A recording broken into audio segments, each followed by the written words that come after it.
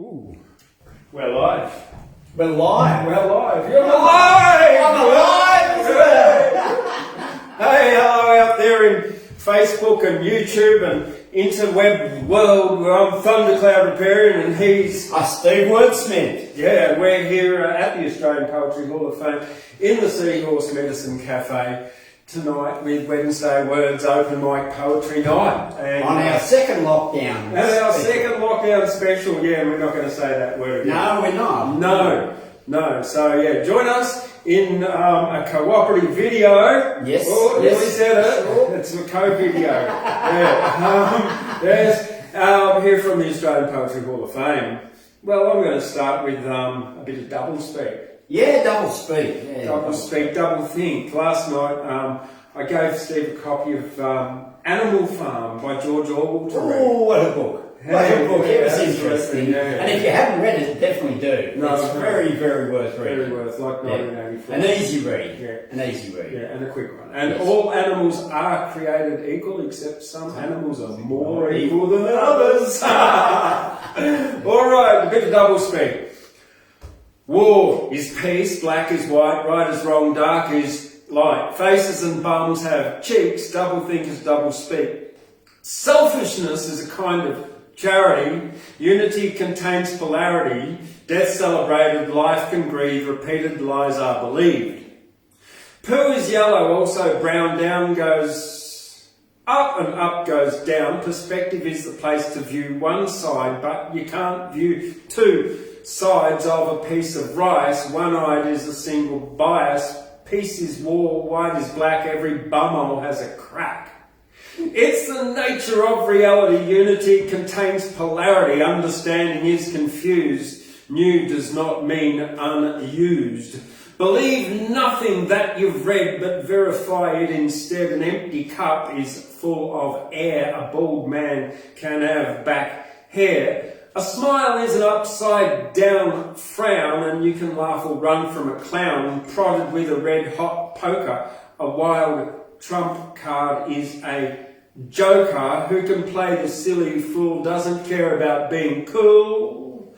Along the track goes a tram, double think can be programmed. War is peace, black is white, right is wrong, dark is light. Over to you tonight. Yeah, I'd like to really just do a little bit of story as well in what we do, because I came in to see James today, and he said that he was quite frustrated because he couldn't do anything, but he was writing lots of poetry. And I said, Australian Poetry Hall of Fame, that's what it's about, being able to put our words and our thoughts into poetry and into rhetoric of what we speak. And I think it's so important. And when the fires of inspiration are ignited and the poetic words start to flow like the rapids in the mountains and the imagination grows, don't damn the flow of magic. Be inspired by every word. Let us use the words we are given to instigate the change of logic that is needed in these times.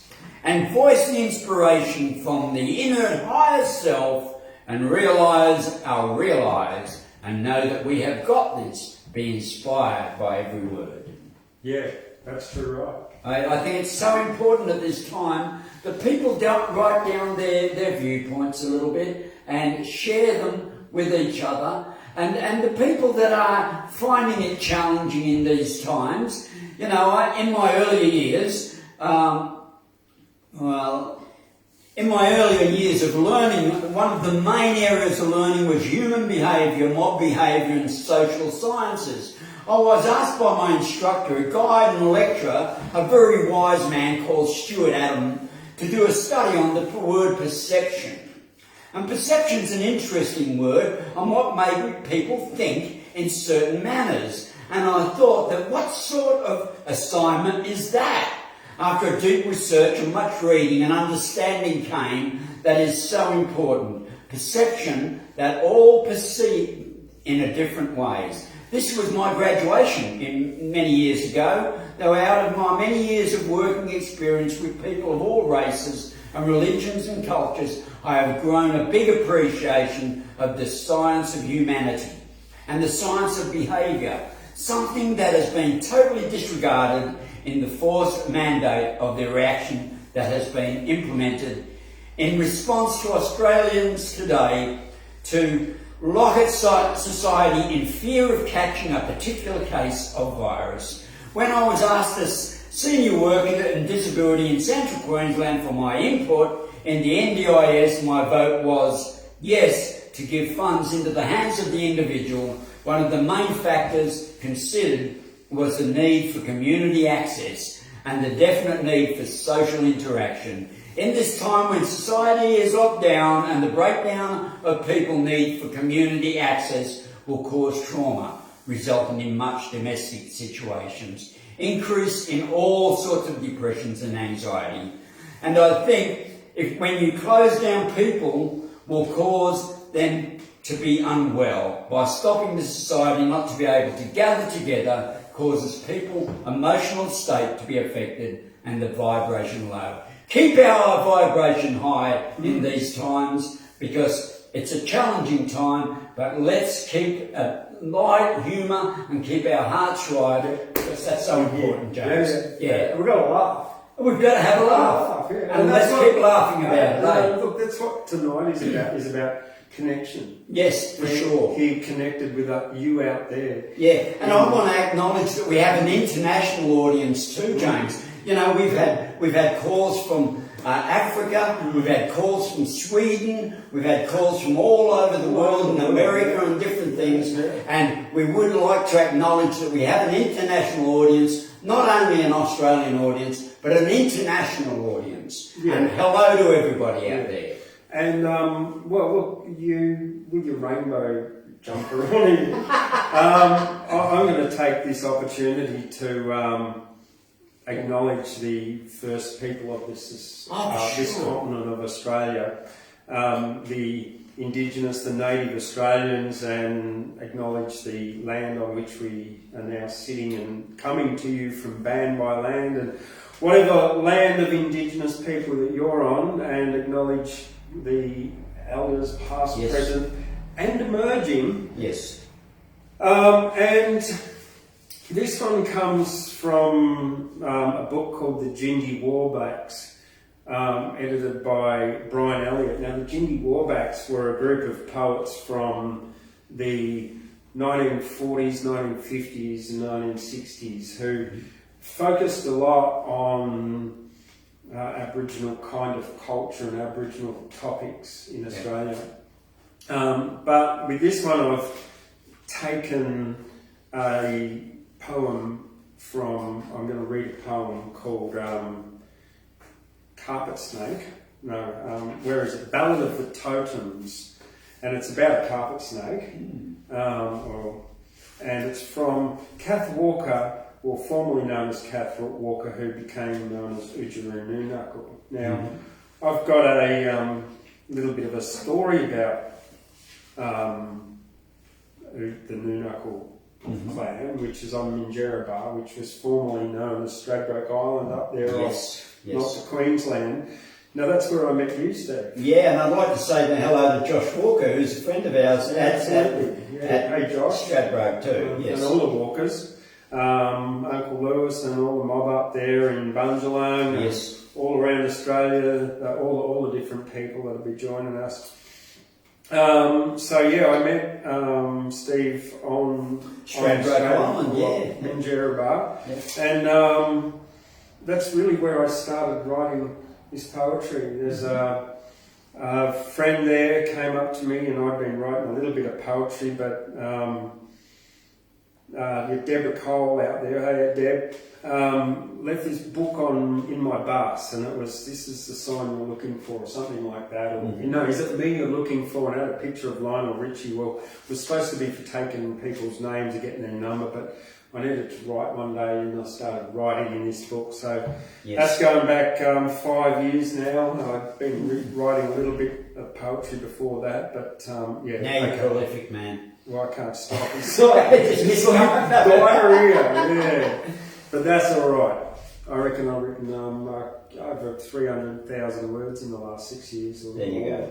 And loving Nimbin, lasting them, and they're my books. You can get them on Amazon. Poetry to End Prohibition as well. Check them out on Amazon. Steve's also got a book. Yeah, mine is Where the Rubber Hits the Road in this game they call life. Yeah. Yeah, because we need it. We do. All right, The Ballad of the Totems by Oodgeroo Nunuccal. My father was a Nunuccal man and kept the old tribal way. His totem was the carpet snake, whom none must ever slay. But mother was of Pee-wee clan, and loudly she expressed the darling view that carpet snakes were nothing but a pest. Now one lived right inside with us in full immunity, for no one dared to interfere with father's stern decree. A mighty fellow 10 feet long, as we lay in bed, we kids could watch him round a beam not far above our head. Only the dog was scared of him. We'd hear its whines and growls, but mother fiercely hated him because he took her fowls. You should have heard a diatribe that flowed in angry torrents with words you never see in print except in D.H. Lawrence. I'll kill that robber, she would scream, fierce as a spotted cat. You see that bulge inside of him? My speckly hen made that. But father's loud and strict command made even mother quake. I think he'd sooner kill a man than kill a carpet snake. That reptile was a greedy guts, and as each bulge digested, he'd come down on the hunt as night as appetite suggested. We'd heard his stealthy slithering sound across the earthen floor, while the dog gave a startled yelp and bolted out the door. Then, over in the chicken yard, hysterical fowls gave tongue loud, frantic squawks accompanied by the barking of the mung, until at last the racket passed, and then to solve the riddle, nothing. The next morning he was back up there with a new bulge in his middle. When father died, we wailed and cried. Our grief was deep and sore. And strange to say, from that sad day, the snake was seen no more. The wise old men explained to us it was his tribal brother, and that is why it done a guy. But some looked hard at mother. She seemed to have a secret smile, her eyes were smug and wary. She looked as innocent as the cat that ate the pet canary. We never knew, but anyhow, to end this tragic rhyme, I think we all had snake for tea one day about that time.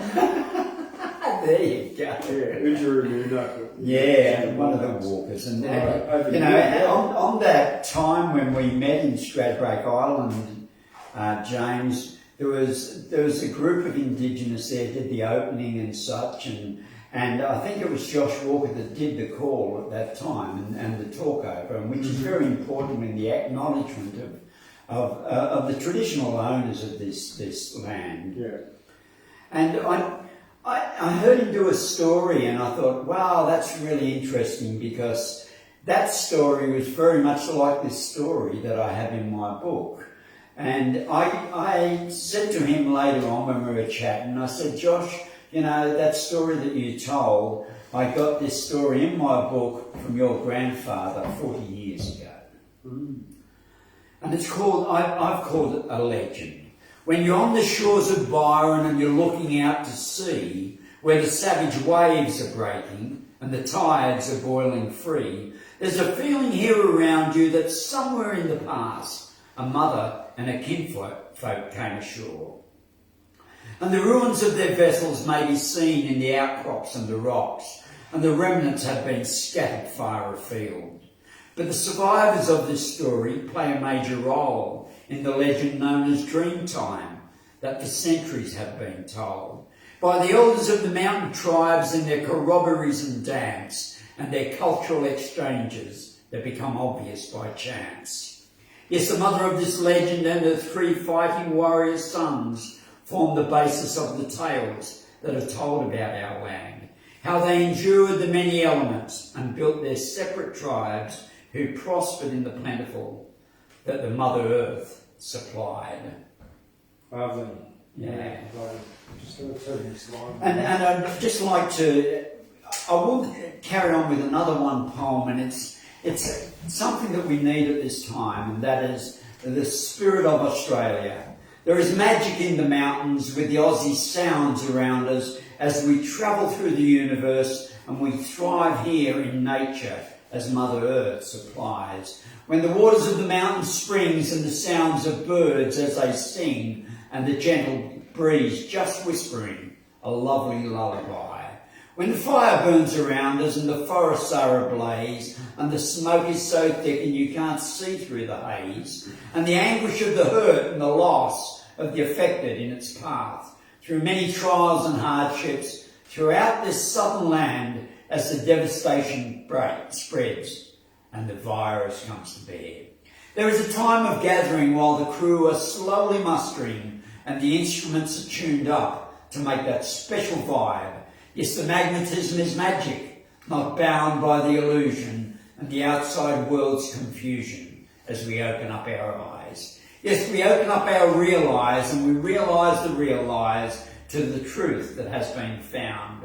So we live here in abundance, with the Aussie sounds around us, with the orchestra of nature, and we find our place in the symphony, tried by virus, fire, floods and hardships, and the spirit of this southern land really comes alive. Mm. We need to be in the spirit at the moment and listen to what the spirit is saying, James. Yeah. I'm sure we do. Well, I'm going to do three now. The first one is one that I wrote. Yes. And then I'm going to follow that by two from Peter Porter. Yes. So the first one that I wrote is it's a tribute to poets. Mm-hmm. So, in particular, the Gingy Warbacks, and this is on the front of that. Have a look at that. That's Ivan Law's painting of two lost brothers travelling in a canoe. Mm. All right, here we go. Surrounded by 1,000 poets, from the Gingy Warbacks to Paddy O'Brien, Nancy Cato,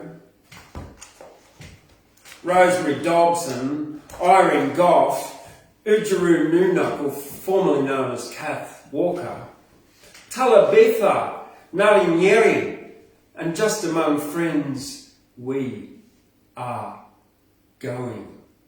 Writing of days, present, past and future dreams, we have a few days to become warm and fresh. If you'd like to see more of our favourite poets, then sit with me. As poet, preacher, Yunapun invents a helicopter. Sit in the circle somewhere up the country. The ghosts of the G-Bung Polo Club smash mallets and flint stones fly while cicadas screech in harmonic waves. I saw a swag man singing, country needs healing. Long time before dreaming and creation. Ivan Law paints two brothers lost while travelling in a canoe. Song time. Tribute to the poets. The next one is Peter Porter. Peter Porter. Peter Porter. You did a really good portrait of Peter Porter this week, didn't you? I did. On the wall of the Australian Poets Hall of Fame. Come and have a look. Yeah. You've got to get over here to Guyra once you're unlocked. Yeah. And come and have a look at this place. It's an inspiration. It's a big theatre. It is. It was closed for 50 years, you know. That was the old Arcadia Theatre built in 1929. We're sitting in what was known as the Lolly Shop. Yeah, right, okay. But it's now Seahorse Medicine Cafe. And what a beautiful place it is too, James. And I'll lead into that in a moment. I'm going to read this Peter Porter poem first. It's called "This Page Insists That I Explain Myself." This page insists that I explain myself. My poems are overstructured, I am told, but I am only making good use of my brain. The letters I send you never say what I want to say, but does it matter, since I write to you concerning me? I let these poems fill in the proper forms, spaces tight, rectangles for iams, occasionally troshes keeping rhythm steady on its feet. But somebody says to be serious is the way to control your poems. Frost, Edward Thomas, Elizabeth Bishop, Graves, always out there on the track. Audiences cheering them on forever. The loneliness of the long-dictioned rhymer dining out with novelists and critics. Consider what happens when our words become professional literature, forgets its feudal, its narrow kingdom of palaces and prayer wheels. Right. Yeah. So that's, one Peter poem. Peter Porter poem. A Peter Porter poem. Peter Porter picked a poem of pickled peppers. Yeah. Put it in his pocket. Pepper that Peter Porter picked. All right, I'm going to read to you now seahorses. Since we're in Seahorse Medicine Cafe, seahorses have a bit of a thing close to my heart, because when I was there, that same time I met you, Steve, a friend of ours came up to me one morning and said, Thundercloud, I had a dream last night about you. I went to the 233rd dimension at the bottom of the ocean, and I spoke to like the seahorse or the octopus or something, and she said, you've got seahorse medicine in you. I had no idea. Well, here I am in the Seahorse Medicine Cafe. I got 3 volumes of unpublished poetry called Seahorse Medicine for Growing Humans. There you go. It's all about kids' poetry. But this is Peter Porter's Seahorses. When we were children, we would cheer to find a seahorse among the wrack the breakers lifted. Onto the beach, sometimes 2 or 3 were together, a team to pull a chariot of cuttle, or like a suicide wreathed in fine sea ivy and bleached sea roses. One stiff but apologetic in its trance, seahorses were Vikings. Somewhere they impassively launched on garrulous currents, seeking a fair grave wherever. That was, they set their stallion noses to it, ready to be garnered in the sea's time, at the sea's pleasure. If we wondered why we loved them, we might have thought they were the only creatures which had to die before we could see them. In this early rule of death, we'd recognise the armorial pride of head, the unbending seriousness of small creatures, credit them with the sea's rare love, which threw them to us in their beauty, unlike the vast and pitiable whale, which must be quickly buried for its smell. Thank you. Over to you, Steve. That was Peter Porter, was it? Again. Peter Porter. Peter Porter again. What a fabulous poet, and you know, one that we don't hear much of really. However, from what I gather, he put something like 760 poems together or something, or maybe even more. I'm not sure if it was him or A.D. Hope who were later, but he did. He was a prolific writer, very well recognised. Hey, you know, one of the most important things at the moment is for us to follow our heart and stay in love. You know, because you know, as an understanding comes, it's really a time to have compassion on humankind, have understanding without being judgmental of things that's happening, and truly being able to stand in love. And, you know, love, this is a little poem from me. I have been blessed with a special gift of unconditional love, the true message of life. My heart may be strong and a powerful pump, and many are vital and captivated by health, and some find their future and live this here existence with money and wealth. But I found the treasure, the true meaning of life, overcoming the distractions that hide the truth from us. Distractions come in many ways to take away our search for who we are and ambush our search for our higher self. We come from love, a quantum leap, and all of life makes out love to be cheap. Some choose love in a sexual form, some choose love for the wrong reasons, some choose love for certain reasons, but I choose love for no reason. Unconditional love is the meaning of life. Love is our protection. It comes from the divine source. So when we open up our eyes and realise the real eyes and realise the real lies, there is many real lies in this world, and lots of them are the distraction, James. They are to take us away from finding who we are. You know, I've wandered through some interesting places over the last few years, and you know, I spent last winter out in the forest and realised that you know, I walked barefoot. You know, the cobbler, I used to be the Tenterfield cobbler, but the cobbler wears no shoes at times, you know. And I found that in the mountains, even in the real middle of winter, I had fur on the top of my feet, but bare feet underneath, enough because of the grounding. And the fact that every part of our body has a nerve ending in the feet. If electrical wires are connected to a house, before it is connected, it has to be grounded. So if the wires are hit by lightning, the earth has the polarity to dissipate the energy. And if we don't ground that energy, it does damage to the appliances in our house. We have electric currents flowing through us, and when we are grounded, these currents don't get to run rampant. All the energy that the Mother Earth gives us is real when we put our hands in the dirt and we know we are grounded. The tribes of the old always walked barefoot. When rubber and other compounds were developed, the first thing that was made was soles for our foot protection, successfully severing the connection between man and earth. Now 5% of the population are not properly grounded because of fashion and trends and safety. Everybody loves their shoes. Most of them have some that are membrane between the person and the ground.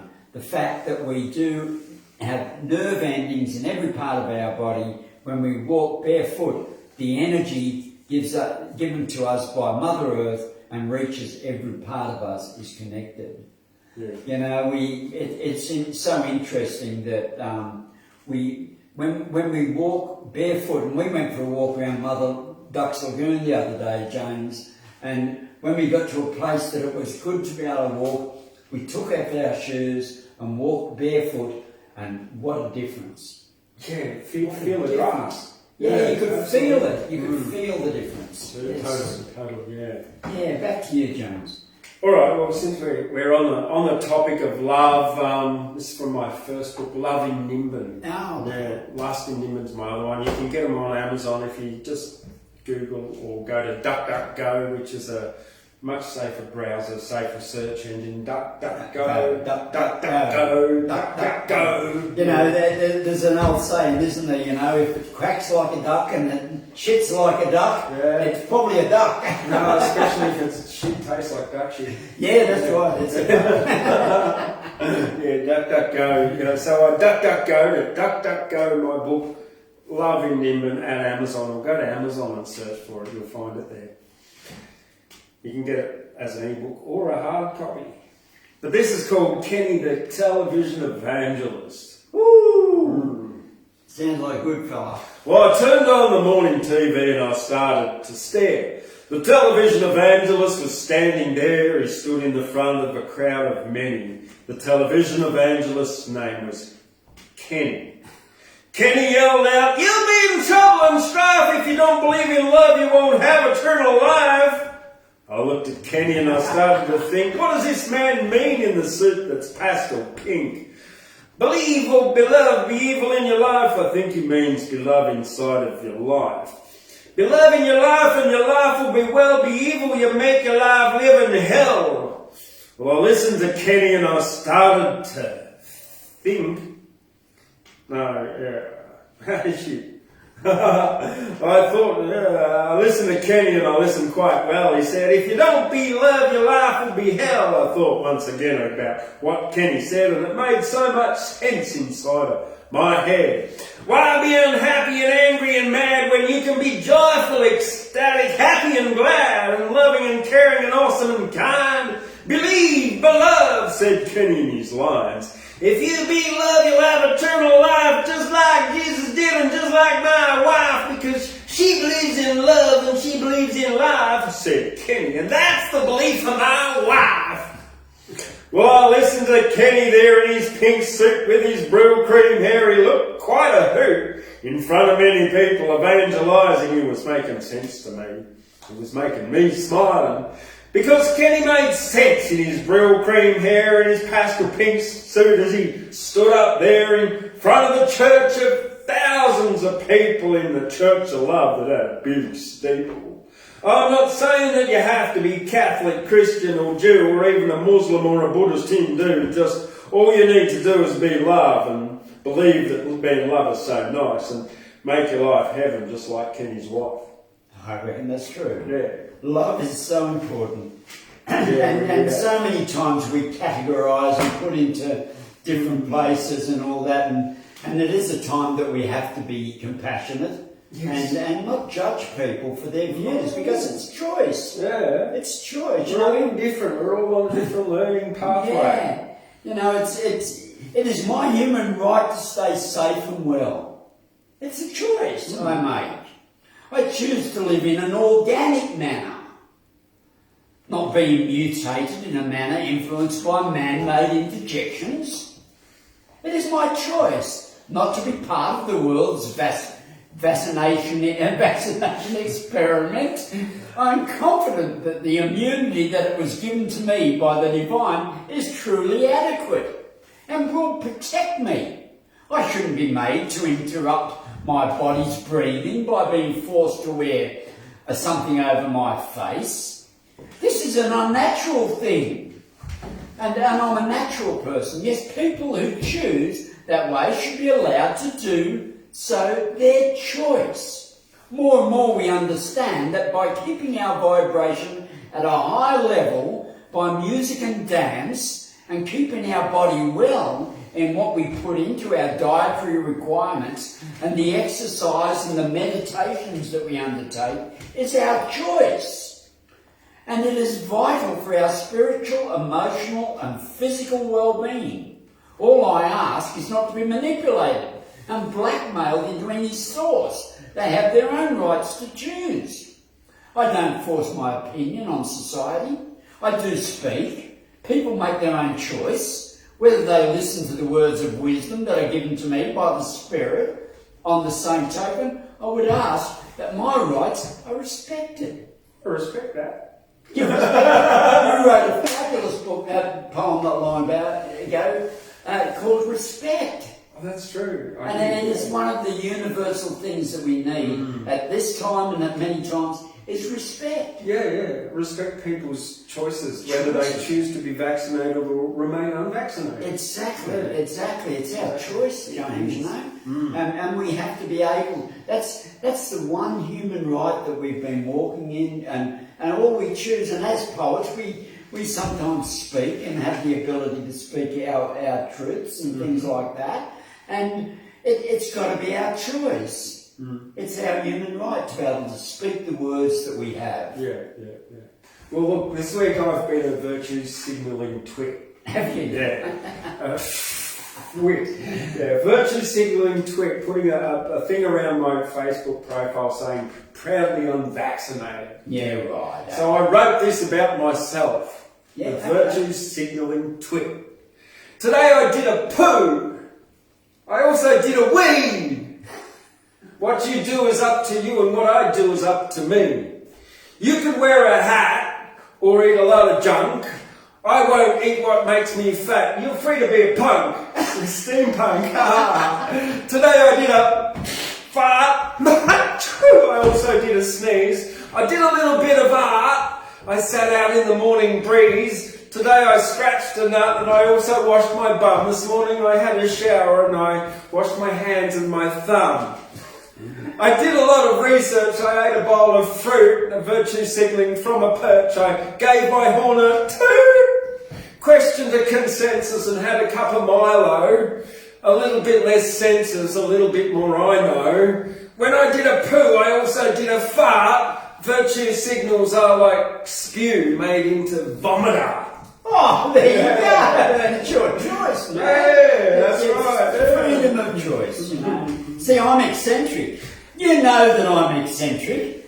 I know that I'm quite weird. I know that I wear a rainbow and have a long white beard. Don't judge the book by the cover and listen to my heart. If you think that I'm a strange one and don't listen to my words, you will miss the Spirit's message by thinking I'm absurd.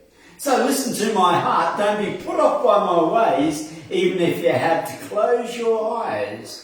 But listen to what I have to say. It's time for humankind to not follow the herd blindly.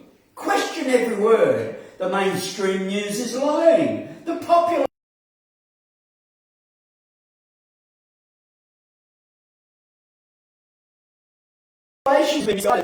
evildoers who are full of wrong intent. And I know it's hard to believe because they seem so straight, but if you don't believe me and take their nano jab, I'm sorry for your future. It may end up in a box, so break the status quo and don't listen to their lies, and we have the chance of survival if we open up our eyes. So listen to the eccentric poet, because he may be weird and colourful by listening to the Spirit, and the Spirit makes him wise. Yeah, well, I read that Animal Farm last night, mate, and that was, even though I think I have read it many, many years ago, it opened up my eyes again to much of the things that's happening in today's society. Like and there's so many messages coming from so many sources that it is very difficult for normal people just to walk in the truth. Because what is the truth? Because there's so many angles coming from so many places and so many things, and there's different views and it's double speaking, as you said, double thinking, double think, and really we have to just be open, aware, walk in love, and get out of the box, and stop being judgmental. Yeah. And you have your choice, James. That's right. Yeah. Look, we're here in Guyra, home of the big lamb. Yeah, the woolly lamb. The woolly lamb, the big, no, it's a concrete lamb. But we also have the Lamb and Potato Festival, and so it got me thinking this morning about sheep. Yeah. Because, you know, I've got a beard, we've both got like a couple of Alright, 3 sheep were walking and another joined in, and he began talking about how to do a spin. Woo! I'm spinning out. They looked at him weird, like he didn't fit in, with derision and judgment, like he'd committed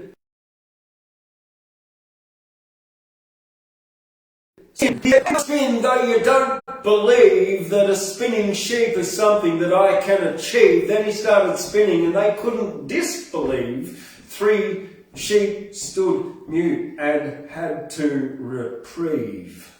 The moral of the story is that it's best to listen instead of passing judgment and begin dissing those who are different with derision and hissing, pulling out your willy and in pocket start pissing. All the sheep began spinning and all felt fine, spinning in circles, having a great time. Not every piece of poetry has metre and rhyme. Not every single sheep has to walk in a straight line. 4 sheep spinning all look very strange because one different sheep brought about change to the whole flock, who had to rearrange their thoughts about spinning, and the sheep called James. A sheep named James spun into town. He wasn't black nor white, but a funny shade of brown. He spoke about spinning and the other sheep looked down, until they all discovered it was fun spinning around. Yeah, it is. Look. Yeah, That's true. Spin. There you go. It is actually a spiritual practice that is very important to spin. It is, yeah. I have a bit of a problem because I'm lopsided. I only have one knee, but I still like to move around and spin, and I dance, and that is part of my spinning technique. Or when the power of love replaces the love of power, we will have peace.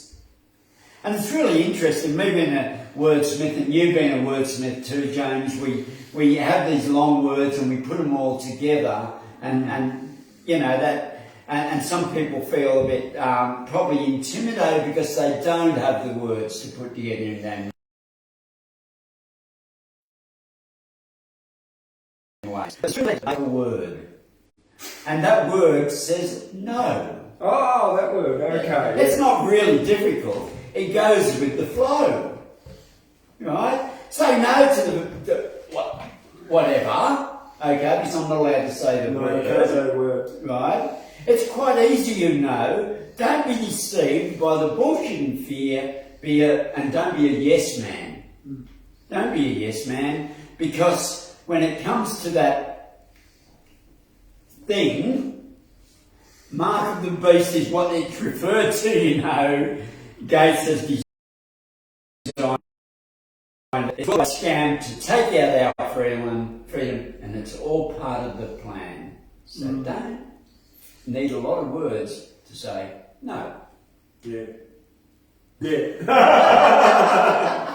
Yeah, look, everyone's got a poet in them. You don't need to use complicated words. No, you don't. No, Brendan popped his head by just before, and yes, he did. On his way out, he made up a poem, didn't he? Yeah, just out of the blue. And then, of course, then there's Gladys, who can't be with us tonight, but she's a regular here at yes, she knows. Poetry Hall.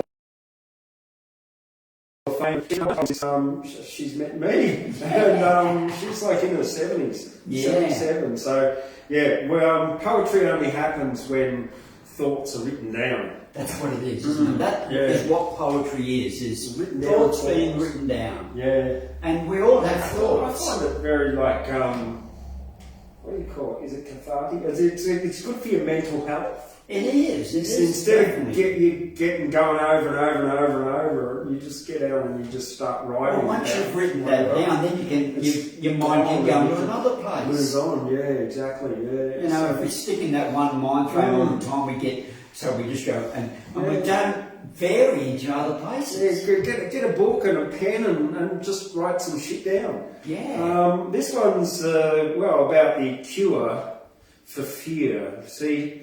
After the Nuremberg trials, was it Hess said how did they ask him how you did it, and he said it's easy. Everyone controls by fear, whether it's a socialist government, whether it's a fascist government, whether it's communist, whether it's whatever. If they control you by fear, there is the fear, fear, and then of course laws work on fear of the truth. Yeah. The fear, the only thing to fear is fear itself. Yeah.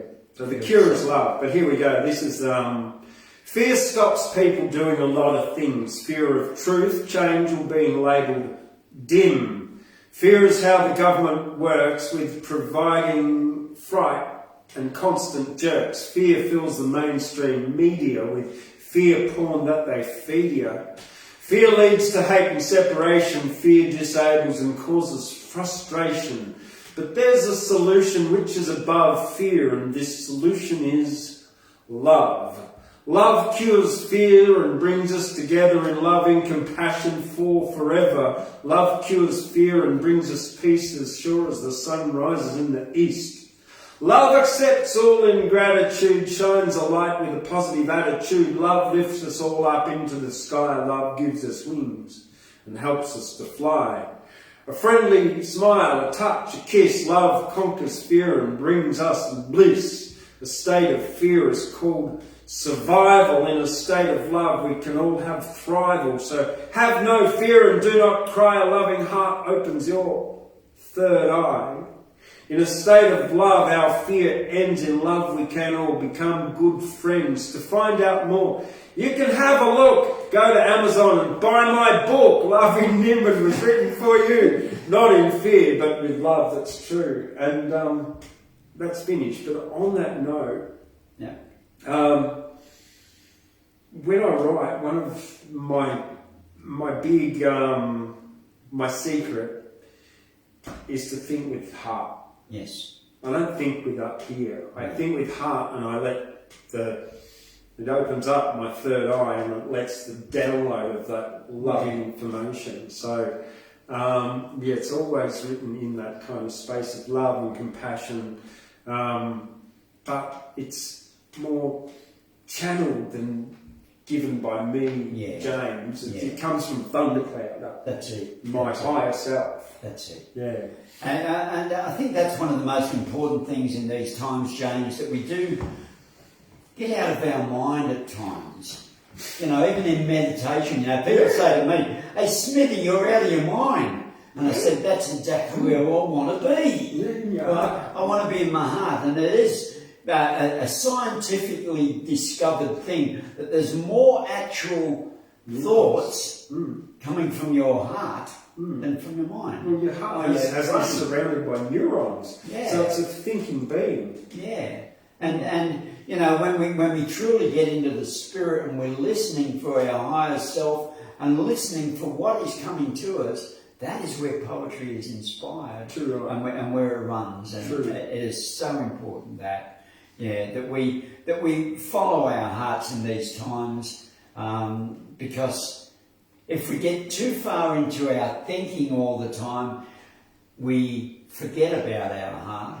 We forget about our love. That's where creation comes from, isn't it? Yeah, when we are creative, it comes from the heart. And, you know, even in the people that we meet and the things that we do, you know, the friendships that we have, it's necessary to be compassionate with people, to understand that everybody's different. We all have different viewpoints, different opinions. I wrote a poem not long ago, and I haven't got the copy of it, but it was called Opinions. And it says they're like bumholes. Everybody's got one. Yeah. And sometimes they're full of shit. Yeah. So all you bumholes, come on. You know, but still we all have opinions. We all are allowed to walk in that way and have our opinion. And it's not me to be judgmental on that person's opinion. No. Because everybody has one. And opinions can be changed. They can be new changed. Information. They can be changed. But it's good to form your opinions on fact. Yes, not belief. Not on belief, because belief will lead us down the track. Yeah. But facts are what's happening. And to me, that is so important in these times, that we seek out facts. And we don't just follow blindly along like sheep to the slaughter, man. Yeah. You know, it's a time for us to just chase the facts, listen to our heart, and walk in compassion and understanding. Yeah, for sure. And that's how that's how government works, is by taking people out of fear out of love into fear and usury the whole slave banking interest system. I've been blessed because I'm a person that's willing. I live in that age that most people call the baby boomer age and all that sort of thing and such. But there's one thing that I've found that makes me a little bit different to most, and that is a willingness to open up my eyes, listen to the truth, and listen to my heart and change. I've got some fabulous friends that I've been to a few festivals up in the north of Queensland and around the place. And it's one of the things that I see today that's been taken away is our ability to get together with many people and friends and love and live the energies and the vibration of life in adult playgrounds. Yeah. Playgrounds of where people can truly be who they are. They don't have to be under the guise of what is the right thing to do, wrong thing to do, whatever. They can be free and they can play and enjoy frolicking in the energies of life. And for many years I've walked, I walked as a businessman too, James, for many years, seeking that almighty dollar and what's necessary. But then I realised a lot of that is the distraction to take me away from finding out who I am.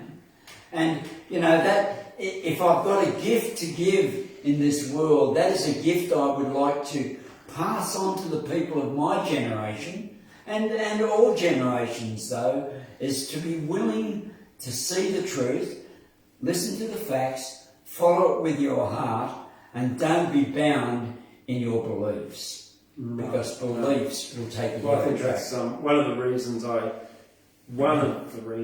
opened this Australian Poetry Hall of Fame in a theatre was to create what's known as an event temple. Yes. A temple where is a place where you celebrate something and events of joy, things that make people happy. Yeah. And poetry, entertainment. I love to play the drums. I've been playing drums for many years. Enjoy drums. Hey, we better read some poetry. Yeah, I think so. Yeah. Fortune smiles on the isles of crocodiles while reptiles slither miles of files along with the tiles and all beguiles. The deceptive directively is negatively effective of the collective situation of loneliness and isolation across the nation named frustration. But in taking an action provides satisfaction to the reaction of the faction, detraction, distraction, stupefaction, and retroaction. Sounds good. Yeah. And what about a poem from that well-known poet, Anon? Anon, okay. Anon, there's always one of them, Yeah, absolutely. and So what is it? well, no, I won't read one. I'll tell one because, there's a few of these poems that Anon speaks to us about, See, I haven't been around the world, but I've been around the block. I don't know it all, but I know a bloody lot. I don't have a house, I do have a house now and a place of abode. I spend most of the time, though, on the side of the road. I like telling stories of some of the old Australian bush stories that we know of, and shearers of the West and things like that. There once was a shearer by the name of Bluey the Brink. He was a devil for work and a devil for drink. He could shear his 200 a day without fear and drink without winking 4 gallons of beer. Now, Jimmy the barman who served out the drink, he just hated the sight of here, Bluey the Brink. He stayed much too late and he came much too soon, in the morning and the night, in the daytime and at noon. Well, one day when Jimmy was cleaning the bar with sulphuric acid that he kept in a jar, old Bluey come yelling, I'm bawling with thirst. Whatever you've got, Jim, just give me the first. Well, it ain't in the histories and it ain't put in print, but Bluey drank acid with never a stint. Said, that's the stuff, Jimmy, will strike me stone dead. That'll make me the ringer at Stevenson's shed. Well, all that long day as he served out the beer, poor Jimmy was worried with his troubles and fear. Too worried to argue, too anxious to fight. All he could see was this corpse in his fright. Well, early next morning as he opened the door, along came the shearer. He was yelling for more, with his eyebrows all singed and his whiskers deranged, and holes in his hide like a dog with the mange. Said Jimmy, and how'd you like that new stuff? Said Bluey, it was fine, but I ain't had enough. It gave me great courage to shear and to fight, but every cough set my whiskers alight. I thought I knew drink, but I must have been wrong, for what you gave me was proper and strong. It set me to coughing, and you know I'm no liar, but every cough set my whiskers on fire. Ooh, hot one. From Anon. From Anon, okay. Yeah. This one's not anonymous, it's not even an Australian writer. Oh. But it's one that I love. It's inspired me to write quite a few nonsense poems. And it's called The Jabberwocking. It's by Lewis Carroll. And the story behind this is when I first arrived in Nimbin, I met a lovely human there named Viv. Hey Viv out there, how you doing? And she said to me, "Hey, you gotta write the Jabberwocky out for me, you know." What do you mean? Well, you know the Jabberwocky. I don't. Go on, you need to write it. You got to write it down for me. All right. So I wrote it down and I memorised it, but I'm still don't have it all, but I got most of it. Yep. 'Twas brillig in the slithy toves did gyre and gimble in the wave, all mimsy with the borogoves, and the gnome wraths out gape. Beware the Jabberwock, my son, the jaws that bite, the claws that catch, beware the jub bird in front, shun the frumious bandersnatch. He took his vorpal sword in hand, long time Mac's own foe he sought, so rested he by the tum tree and stood a while in thought, and as in uffish thought he stood, the Jabberwock with eyes aflame came whiffling through the tulgey wood, and burbled as it came. 1, 2, 1, 2, and through the vorpal blade went snicker-snack. He left it dead, and with its head he went galumphing back.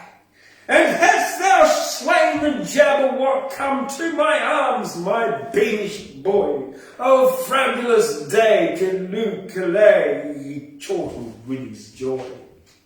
'Twas brillig in the slithy toves did gyre and gimble in the wave, all mimsy with the borogoves, and the moan wraths out gape. Well, there you go. There you go. Yeah, I don't know what you was talking about, really. Some of the, things that you talk about, I know it's really important, but sometimes, because... A bit of nonsense. Yeah, but that nonsense just really overrides some of the things that I think about, because I'm not quite sure. I'd love to be able to write some of that nonsense poetry.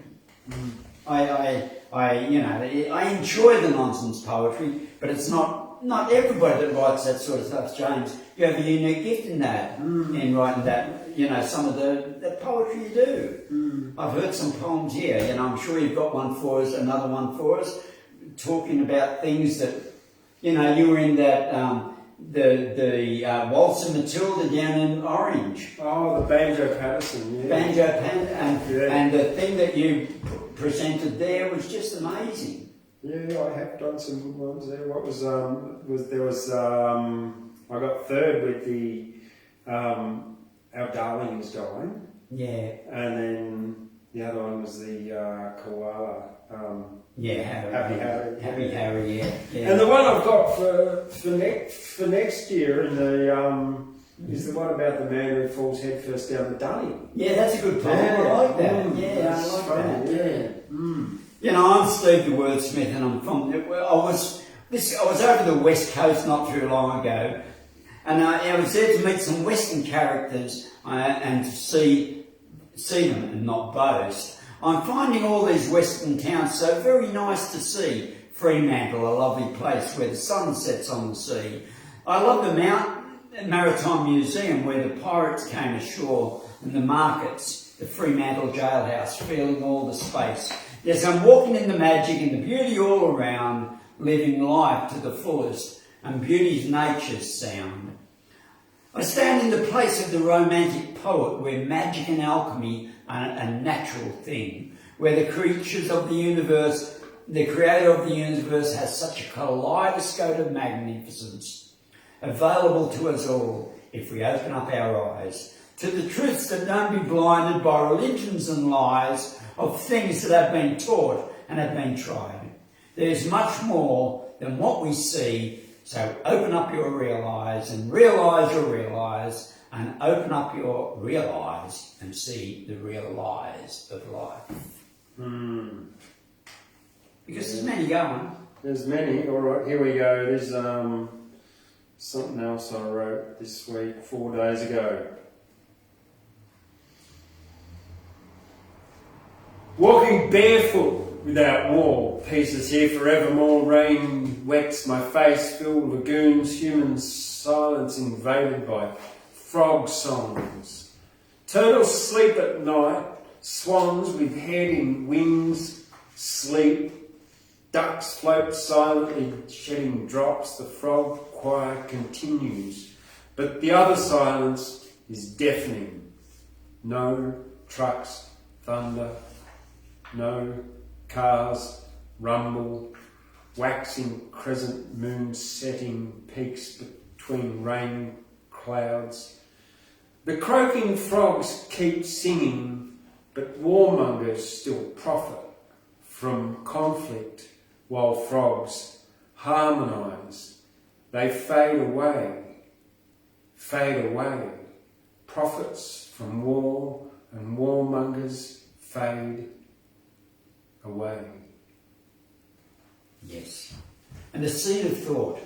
Only few don't know the wealth of knowledge that the mind of a mere mortal can hold. The astronomical situations that arise during life can be altered by a single thought from the library of the memory. By the use of other thoughts, this single thought can be enhanced and delivered into a plan.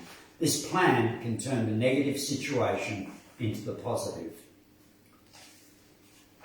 Because sometimes we just get bound in and the memory has such a kaleidoscope of information if we just listen to it and listen to the higher self. Because all people alive have some talent. From where it comes, we all know. Some sing and dance or act out romance. It's a part of your life, like a poem. When telling a joke is your forte, or telling the humour of life, or painting a beautiful landscape, or serenading the friends in your life. Yes, talent's a part of our makeup. It comes natural in the things that we do, not always in the things that we choose. All right. Well, because you said I probably got another one about a bit like the Jabberwocky. Yeah, I love this it. was probably, apart from Legend of the Bomber Gun, which is in Lust in Nimbin, which is available on Amazon. Yeah. The Flugel of Bligelash. That was the one, the Flugel. I knew there was a Flugel there somewhere. In the Flugel of Bligelash, the Greelock crushed, walking slavishly, the Klebin the Brush, grabbily ended them, huffing his lock. Hollock hast broidered twad chickas block.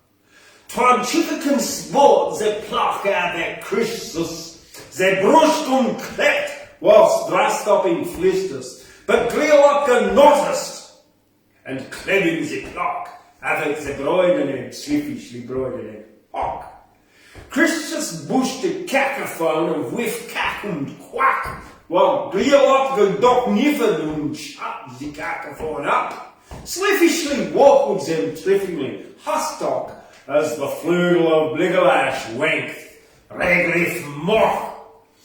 Christus pump bracken twad chicker plakken, Greelock the reclaiming the insta poet jockhead. Avec the muggle hip bugratch slap the factory and your loud, plackly sap.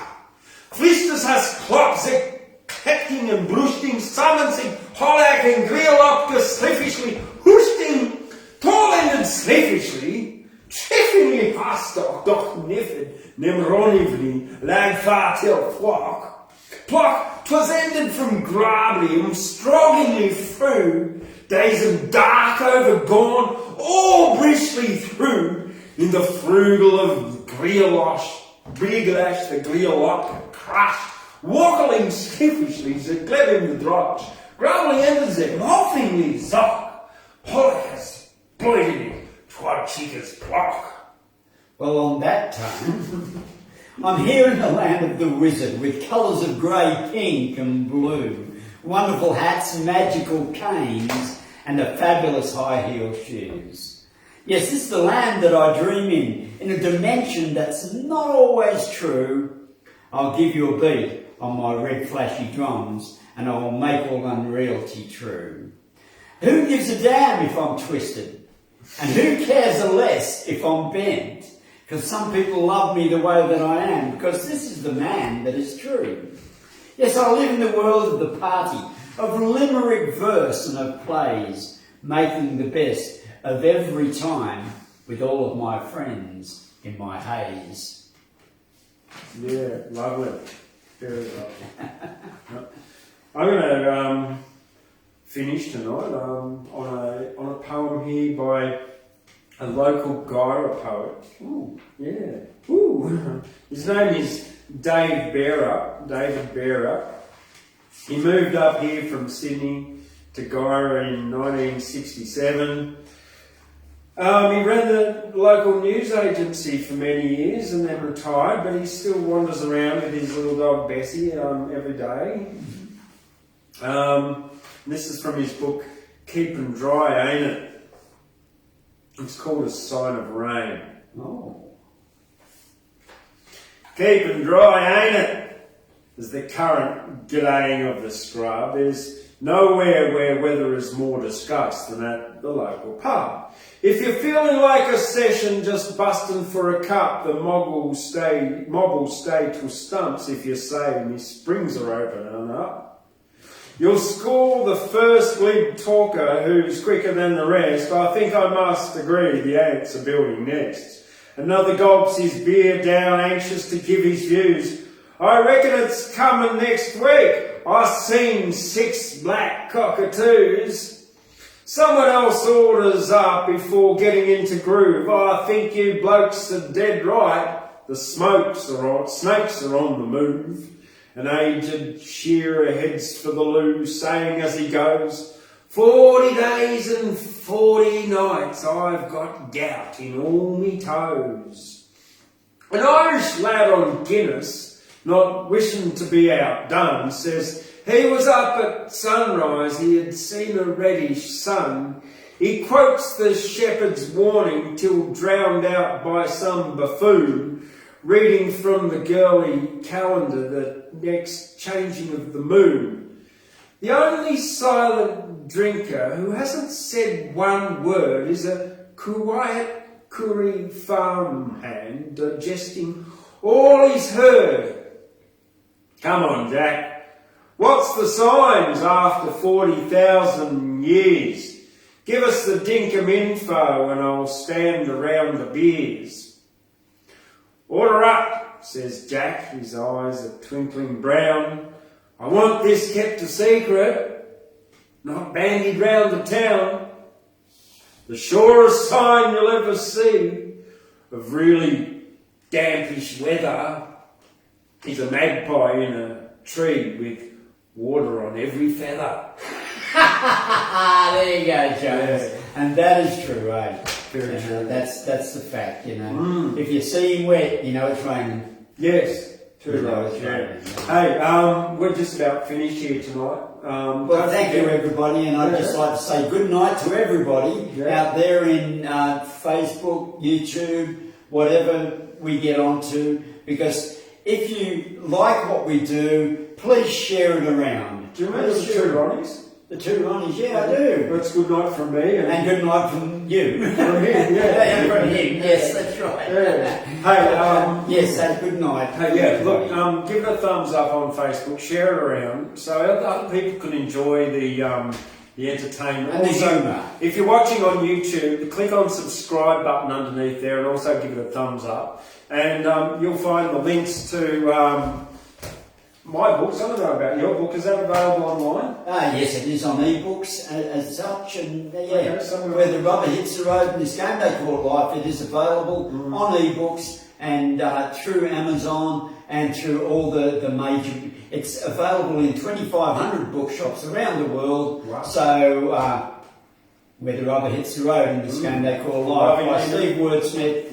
Good night. Lust in Nimbin. And also you can buy Australian Poetry Hall of Fame merchandise by going to australianpoetryhalloffame.com.au. And please support, because in these times of difficulties, we need the support of our followers, don't we, James? And we love to do our shows for you. Support us by going to buymeacoffee.com/Thundercloud. Yes, for sure. Yeah. And, Have a great day. Yeah.